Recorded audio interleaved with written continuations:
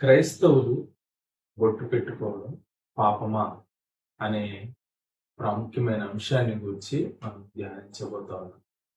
నిజానికి బొట్టు పెట్టుకోకూడదు అనే ఆజ్ఞ బైబిల్ గ్రంథంలో మనం చూడం. కానీ కొన్ని సంగతులు బైబిల్ గ్రంథంలో ప్రభు తెలియజేస్తూ వచ్చారు. కనుక కొన్ని వివాదమైన సంగతులను గురించి మనము ఒకరినొకరు తీర్పు తీర్చకూడదు అని మొట్టమొదటిగా బైబిల్ గ్రంథం తెలియజేస్తూ వచ్చింది. రోమీయులకు రాసిన పత్రిక 14వ అధ్యాయం 1 నుండి 4వ వచనం వరకు మనం చూసినప్పుడు అక్కడ మనకి స్పష్టంగా కనబడతా ఉంది. ఏమంటే వివాదమైన విషయాల గురించి మనము వాదులాట చేయకూడదు అని. కనుక వాటి గురించి అసలు బొట్టు అనేది ఏ ఉద్దేశాన్ని బట్టి ఒక వ్యక్తి పెట్టుకోవాలి అని అనుకుంటా ఉంటుంది ప్రాముఖ్యమైన సంగతి. మొట్టమొదటిగా కొంతమంది సౌందర్యం కొరకు పెట్టుకుంటారు. మరి కొంతమంది వారి యొక్క వివాహ జీవితానికి గుర్తుగా బొట్టును పెట్టుకుంటారు. మరి కొంతమంది మతపరమైన ఉద్దేశంతో బొట్టు పెట్టుకుంటారు. అంటే కొంతమంది భర్త చెప్పాడు గనుక అది వివాహ సంబంధమైన గుర్తు గనుక ఒక బొట్టు, అలాగే తాళి బొట్టు అన్నవి ఇవి మన భారతదేశ సాంప్రదాయానికి లేదా భారతదేశ వివాహానికి గుర్తుగా కొన్ని ఉంటా ఉన్నాయి. అయితే ప్రస్తుతం మోడర్న్ యుగంలో కొంతమంది స్టైల్ కొరకు బొట్టు తీసేస్తా ఉన్నారు. కనుక బొట్టుతోనే క్రైస్తవ్యం లేదా పాప పుణ్యాలు ముడిపడి ఉన్నాయి అన్నది అది నిజం కాదు. కానీ ఒకవేళ అది విశ్వాస ప్రమాణాన్ని బట్టి, వారి యొక్క విశ్వాస స్థితిగతిని బట్టి ఆ సంగతులు తెలియజేయబడతా ఉంది. కానీ ప్రాముఖ్యంగా బైబిల్ ఏమంటా ఉందంటే మనము విగ్రహారాధనకు దూరంగా ఉండాలని దేవుని వాక్యం ఆజ్ఞ. కనుక నిర్గమాకాండంలో మనం చూస్తాము, నువ్వు అంటాడు, నేను తప్ప వేరొక దేవుడు నీకు ఉండకూడదు అని ప్రభు ఖచ్చితంగా ఆజ్ఞయించారు. కనుక క్రైస్తవులు వేరొక దేవుని ఆచరించే ఆ ఆరాధనా విధానానికి దానికి సంబంధించిన బొట్లు పెట్టుకోకూడదు. కానీ సౌందర్యపరంగా లేదా వివాహ సంబంధంగా పెట్టుకునే బొట్టు విషయంలో మనము తీర్పు తీర్చడానికి అంత కారణం లేదు. బొట్టు పెట్టుకున్నంత మాత్రాన పాపి అని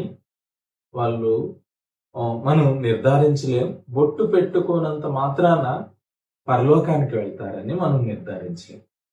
కానీ బైబిల్ గ్రంథం ప్రాముఖ్యంగా ఏమని చెప్తుందంటే, మనం ఏది చేసినా దేవునికి మహిమకరంగా చేయాలి అని. 1 కొరింథీయులకు రాసిన పత్రిక 10వ అధ్యాయం 31వ వచనంలో మీరు ఏది చేసినాను అది దేవునికి మహిమకరంగా ఉండేలాగా చేయండి అని వ్రాయబడింది. ఆ కారణాన్ని బట్టి మన మనస్సాక్షి యొక్క ఒప్పుకోలును బట్టి మనము అది చేయాలి, అది పెట్టుకోవాలా లేదా అన్న తీర్మానాన్ని మనం తీసుకోవాలి.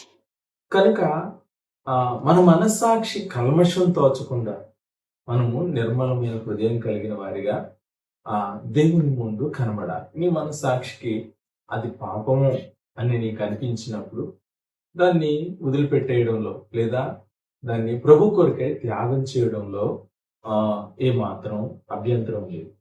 కానీ నిజానికి బొట్టు పెట్టుకోవడం పాపం కాదు.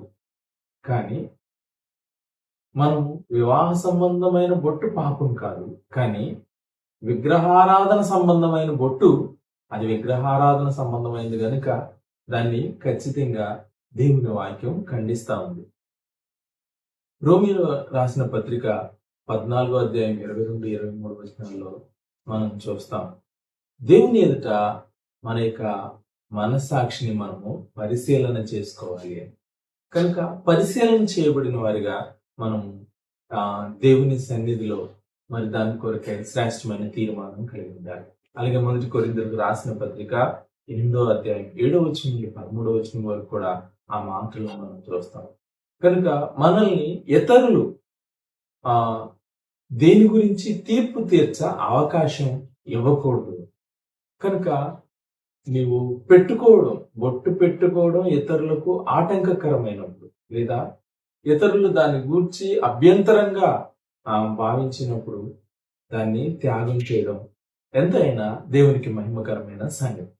కనుక బైబిల్ గ్రంథంలో మరొకటి కూడా దేవుడు మనకి నిర్బంధమైన సంగతులను కాదు కానీ దేవుడు కొంత స్వేచ్ఛనిచ్చాడు.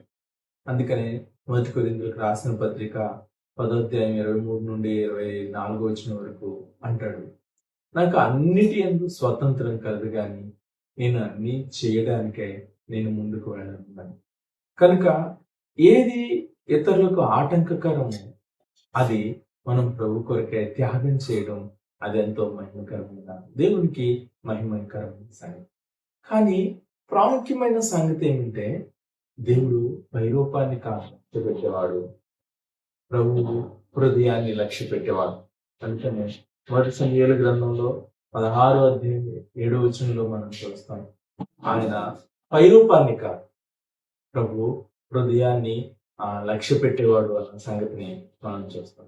కనుక బాహ్య సౌందర్యం కంటే, పైకి కనబడే సౌందర్యం కంటే ఆంతర్య సౌందర్యం కలిగి ఉండాలి. అందుకనే 1 పేతురులో 3వ అధ్యాయం 3వ వచనం 4వ వచనంలో అంటూ ఉన్నాడు, మీ హృదయంలో దేని మనసు అనే సౌందర్యాన్ని కలిగి ఉండండి, దయగలిగిన మనసు అనే సౌందర్యాన్ని మీరు కలిగి ఉండండి. అలాగే 1 తిమోతి 2:9 నుండి 10వ వచనంలో కూడా మనం మర్యాదగా దేవుని దృష్టికి విలువైన వారిగా మనం ఉండాలని హెచ్చరిక చేయబడతాము. కనుక మనుషుల సాంప్రదాయాల కంటే దేవునికి ఏది ఇష్టమో, ఏది మేలైందో ఆ సంగతిని మనం నిదానించి పరిశీలించే వారిగా ఉండాలి. అందుకనే మనము మనుషుల సాంప్రదాయాల కంటే దేవుని ఆజ్ఞలు, దేవుడిచ్చిన మాటకు మనము ఎక్కువ గౌరవాన్ని ఇచ్చినప్పుడు దేవుడు మనల్ని అంతకంటే సౌందర్యవంతులుగాను, అంతకంటే ఎక్కువగా ప్రభు ఆశీర్వదించేవారిగా ఉంటాడు. కనుక ఈ సంగతులను మనం మనసులో ఉంచుకోవాలి. దేవుని యొక్క ఆజ్ఞలను అనుసరించి మనము ఇతరులకు తీర్పు తీర్చడానికి అవకాశం ఇవ్వక మనము దేవుని యొక్క విధానంలో మనం ముందుకు సాగాలి. కనుక ప్రాముఖ్యంగా చివరిగా చెప్పేది ఏమంటే, ఒకవేళ క్రైస్తవురాలు దేవుని విశ్వసించిన భార్య అయ్యుండి భర్త దేవుని విశ్వాసంలో లేకుండా ఉన్నప్పుడు భర్త తన వివాహానికి గుర్తుగా ఆ బొట్టు పెట్టుకోవాలి అని భర్త ఖండితంగా చెప్పినప్పుడు బొట్టు పెట్టుకున్నంత మాత్రాన పాపం కాదు, మనం నరకానికి వెళ్ళాం. రెండవది, ఒకవేళ నీ స్వయంగానే నీవు కావాలని విగ్రహ సంబంధమైన బొట్లు నీవు పెట్టుకుంటే గనక అది తప్పకుండా అది విగ్రహారాధన, ప్రభువు దాన్ని ఎంత మాత్రము అంగీకరించరు గనక అది పాపం.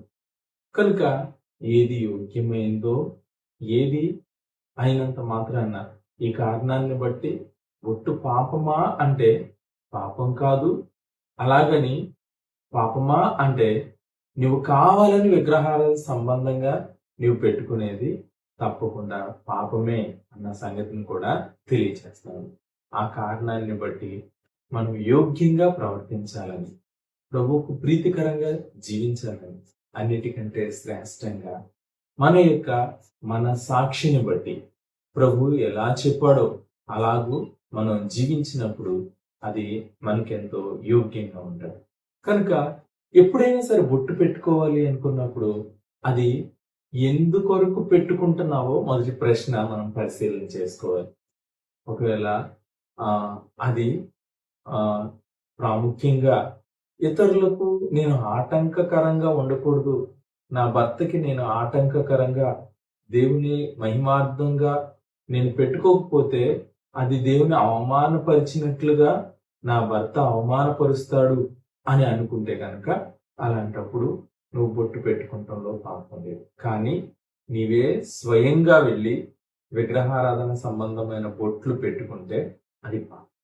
రెండవదిగా ఆ అది దేవతలకు సంబంధించింది పెట్టుకుంటామన్నావా, ఆరాధన నిమిత్తం పెట్టుకుంటామన్నావా అన్నది రెండవ ప్రశ్న. మూడవదిగా నువ్వు బొట్టు పెట్టుకున్నప్పుడు నీ మనసాక్షి నిర్మలంగా ఉంటుందా, కలవరం చెందుతుందా అన్నది నువ్వు పరిశీలన చేసుకో. కనుక ఈ ఉద్దేశాలను మనం కలిగి మనం బొట్టు విషయంలో ముందుకు సాగాలి. ఈ కారణంగా చివరిగా నేను చెప్పేది ఏంటంటే, బొట్టు పెట్టుకున్నంత మాత్రాన పాపం కాదు, అయినంత మాత్రాన బొట్టు పెట్టుకోవాలనే ఆజ్ఞ లేదు, బొట్టు పెట్టుకోవద్దనే ఆజ్ఞ లేదు. కానీ నీ మనసాక్షిని బట్టి ఏది యోగ్యమైందో, ఏది అవసరమైందో గుర్తెరిగి బాహ్య సౌందర్యం కంటే ఆంతర్యమైన దేన మనసు అనే సౌందర్యాన్ని కలిగి ప్రభువుకు ప్రీతికరంగా జీవించడానికై ప్రయత్నించారు. దేవుడు ఈ మాటలను దీవించునుగాక, మిమ్మను బహుగా ఆశీర్వదించి స్థిరపరచునుగాక.